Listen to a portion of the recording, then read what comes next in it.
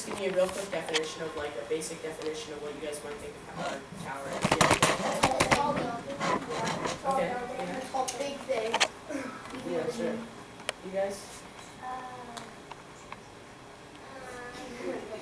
Wait. Can we actually just get on stage first? Oh, yes. Can I charge my laptop?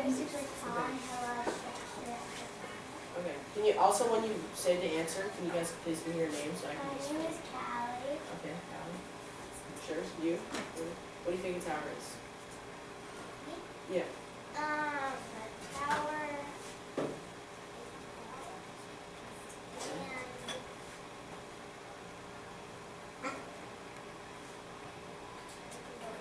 You can go outside. Okay. What's your name?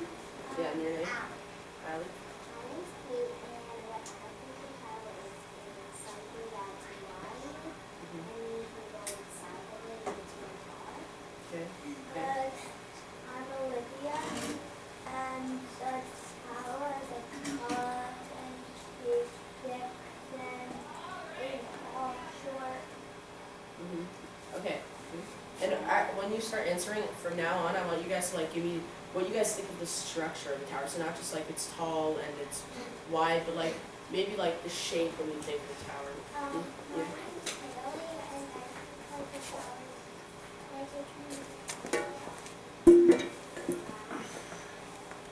Okay.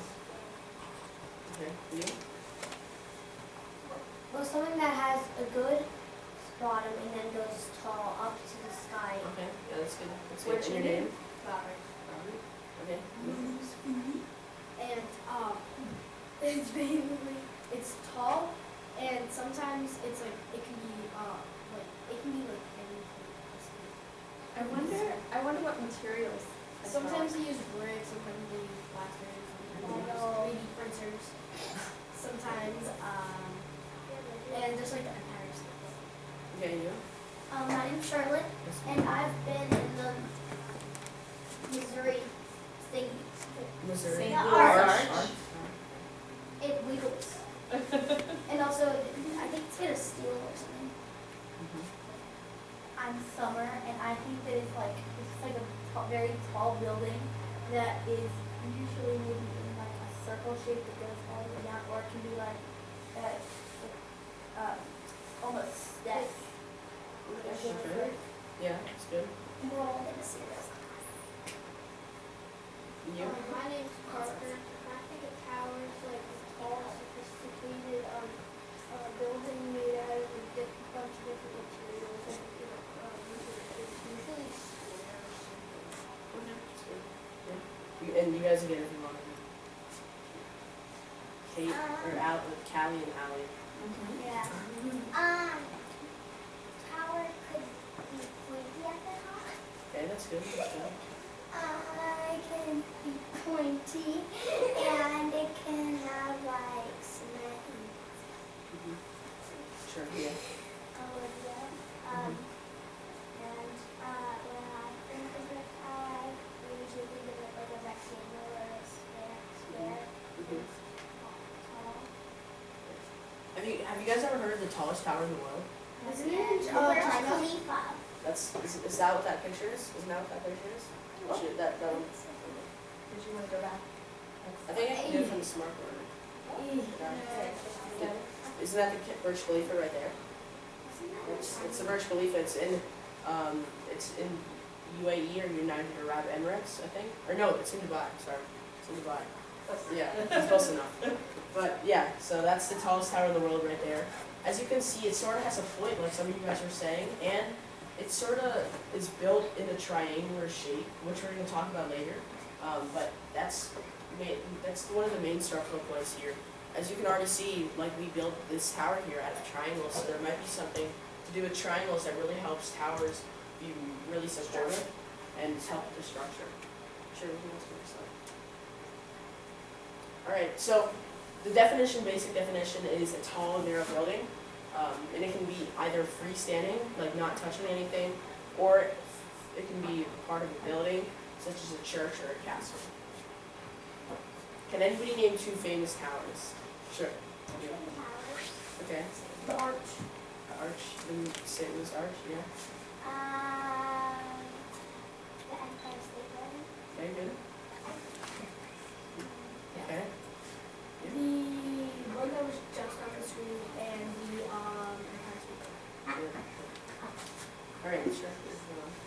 So actually, like you guys were just saying, what I think you said the Eiffel Tower. So yeah, the tower. And you can actually go up all the way through elevators. That's right. The material to build this tower was wrought steel, or just steel in general. We don't need to put in the rock, but it was made out of steel because back then steel was really just the strongest material they had, and they didn't discover all these other materials like aluminum and that's made of tinfoil. Yeah. Nice. So the question I have for you guys is, what? Actually, before we get into that, you guys saw that observation tower, like someone was saying, you can go all the way up it, and there's a higher observation tower right there. That's not really important, but what letter of the alphabet do you guys sort of see when you look at this tower? Or a shape? Yeah, good job. So what kind of a shape is the letter A? Yeah, good. So the Eiffel Tower was built by Gustave Eiffel. The tower is around 1,100 feet, or 1,063 feet exactly, and it's located in Paris, France. The construction was completed around 1889, so they mainly just used iron during that time period to build it, and build other things as well. Alright, so next we're going to be talking about the Empire State Building, like you said. The name is, the building's around 1,400 feet tall, and the material now, since it's sort of built more recently, right, it's also made out of like a lot of other materials, like aluminum became more popular to use metal because aluminum is lighter, and it also has the same amount of structural force and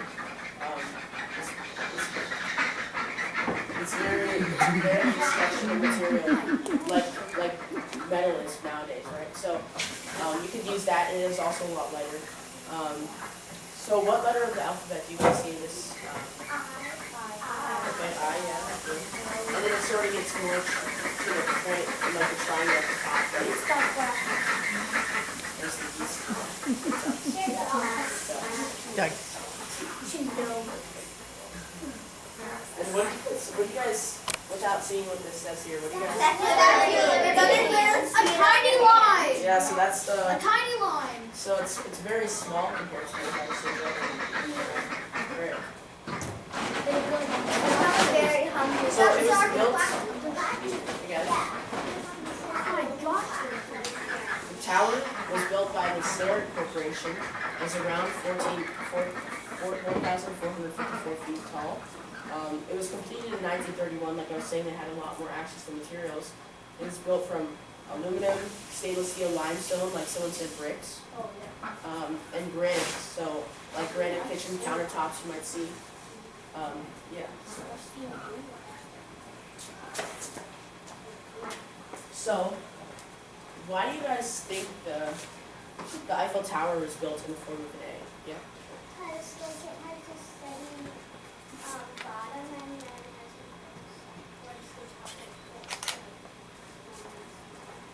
Remind me of your name? Yeah, sure. So triangles are very stable things because it's thick at the bottom and then short at the top. So it has more like weight on the top and on the bottom, and when it goes up, it's just better. Right. So all the support is at the bottom, and it sort of builds up from there. So unlike a rectangle or a square, when you see a building as the Empire State Building, it doesn't really have a lot of structure at the bottom, right? It can just, perhaps if there's a large windstorm or like a tornado, it could just get blown down because it could just tip over. But as a triangle, I mean, the thing is pretty hard to tip over. If we just use this as an example, right? It's fairly hard for this just to tip over, right? I can't even really make this tip over, but if you have a big object like this, right? You can just go like that, it just tips over, right? So that's kind of how triangles are more supportive than these big, than like Empire State Building or these rectangular buildings. We call them a rectangular prism.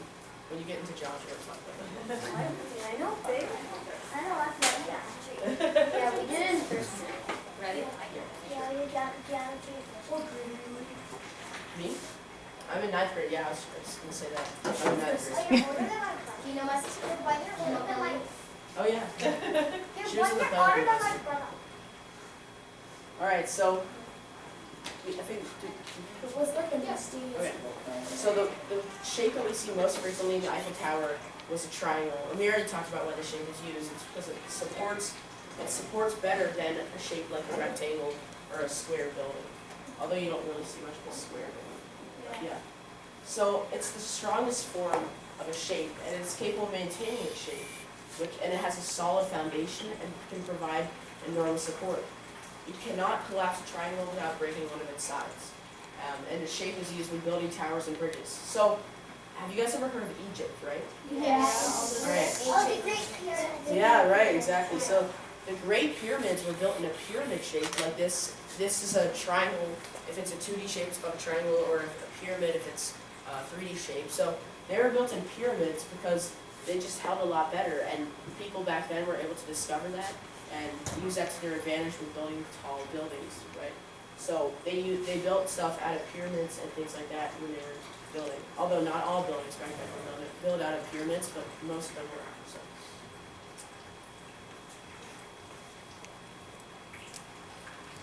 All right, so this is, well, that's the observation deck as we saw, but that's sort of the shape of an A, right? So you guys can basically picture A being on there, right? So that's sort of how the Eiffel Tower was built. It is built in an A form because the people who were building it back then knew that it was more advantageous to use an A or a triangle form of building to help support the building to not, so it didn't fall down.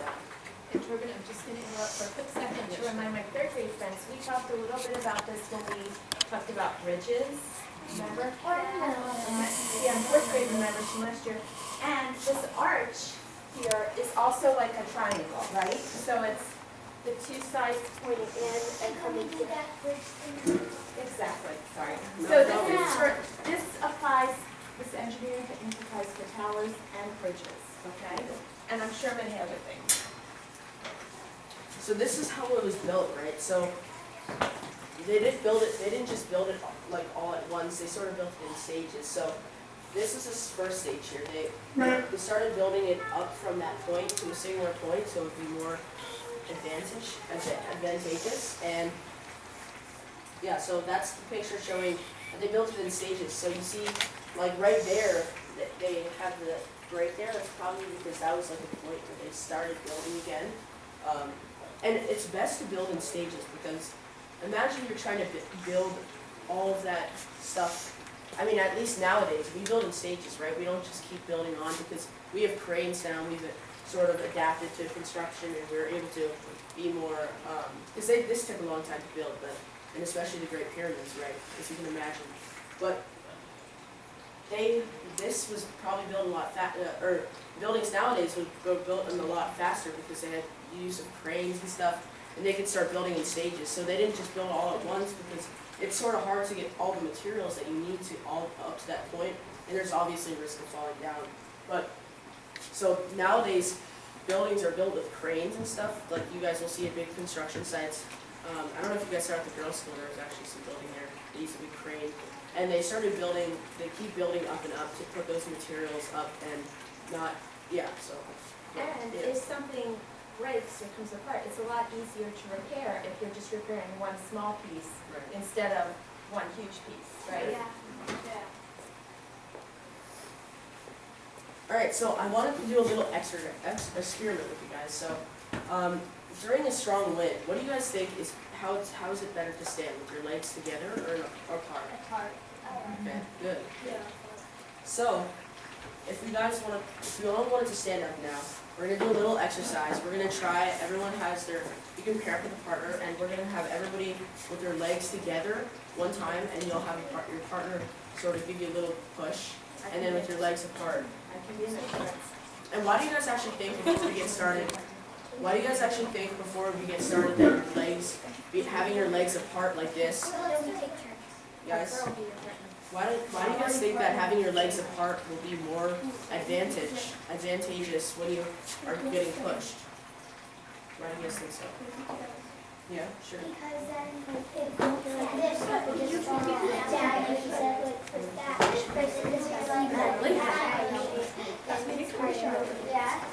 So the reason, guys, so the reason that having your legs apart when you get pushed is more advantage, gives you a better advantage, is because the legs are in a triangle shape, right? So because we just talked about having triangles earlier, the reason that it's more advantageous to do that is because they're all built in triangles. So yeah, you guys can try it out now. Oh, look how stable I am. Now, ready? I got it. Tipping over. Alright, so do like, so. Like, Okay, let's try next one. Alright, clap, clap, clap, clap, clap. Find your seat so Jordan can finish up this step. And then we'll have you guys build. There we go. So these can be some of the examples that you guys are going to build today. I personally recommend something like building something like this. I made this beforehand, and I sort of built it in a triangle formation so that it would be more supportive. But you guys can try whatever you want. But eventually, I think you'll obviously see that triangles are more supportive. But these are some of the buildings that you guys can try out. So this person built a rectangular prism or rectangle, and this person sort of had a rectangle going, and then they decided to end it off with a triangle in the top, and this person sort of just had a triangle the entire way through, and this person had sort of squares, and then it just sort of kept going with squares on top. So. And I'm noticing some friends looking, if you look at Torben's structure, it looks like he connected a whole bunch of these triangular prisms and stacked them on top of each other. There's one upside down in the middle. I'm also noticing that he